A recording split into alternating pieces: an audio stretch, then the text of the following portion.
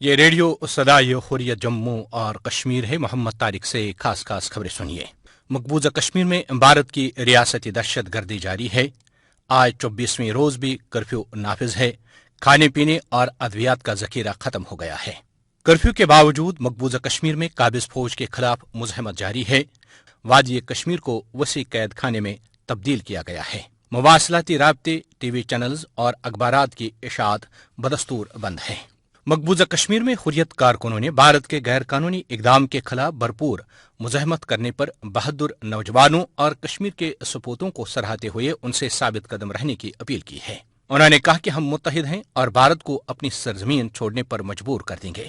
انہوں نے کہا کہ ہمارا جذبہ عالمی برادری کو ہمارا ساتھ دینے اور ہمیں ہمارا ناقابل تنسیق حق خود ارادے دلانے کے لیے آواز بلند کرنے پر مجبور کر دے گا۔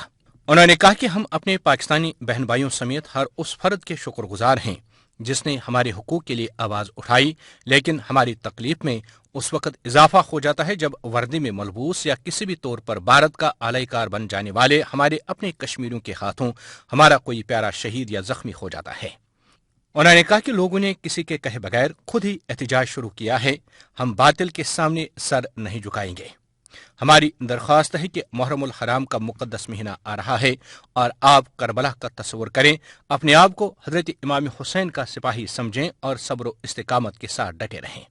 ہم ایک دوسرے کا خیال رکھیں اور ایک دوسرے کی حفاظت کریں تو ہم بھارت سے آزادی حاصل کرنے میں انشاءاللہ ضرور کامیاب ہوں گے۔ مختصر تبصرے کے ساتھ میں ہوں زاہد۔ حریت کانفرنس کی جانب سے بھارتی محاصرے کے بعد نوجوان نسل کی تازہ مزاحمت کے دلیرانہ انداز کو اگر ایک نئے کشمیر کا جنم کہا جائے تو بیجا نہ ہوگا۔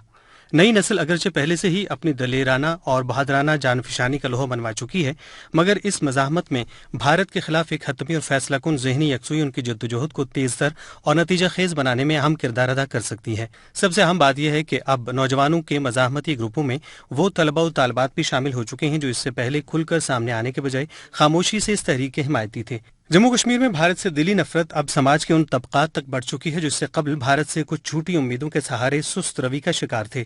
یوں یہ کہا جا سکتا ہے کہ 5 اگست کے اقدام نے دراصل جموں کشمیر کے ہر طبقے کو متحد و یکجا کر دیا ہے۔ اب ضرورت اس امر کی ہے کہ جدوجہد کو جرأت، استقامت، پامردی، دلیری اور نئے عزم کے ساتھ آگے بڑھایا جائے تاکہ یہ جلد از جلد حتمی اور نتیجہ خیز ہو سکے۔ حالات و قرائن بتا رہے ہیں کہ منزل اب زیادہ دور نہیں، مگر وقت اس بات کا متقاضی ہے کہ ہم باہم مل جل کر اپنی ساری توانائیاں اس مقصد کے حصول پر لگا دیں تاکہ آزادی کی منزل کا حصول ممکن ہو سکے اور اس کے نتیجے میں طویل غلامی کے بعد اہل ریاست جموں کشمیر عزت، وقار اور خوشحالی کی راہ پر گامزن ہو سکیں جو ان کا دیرینہ خواب ہے۔ تبصرہ ختم ہوا۔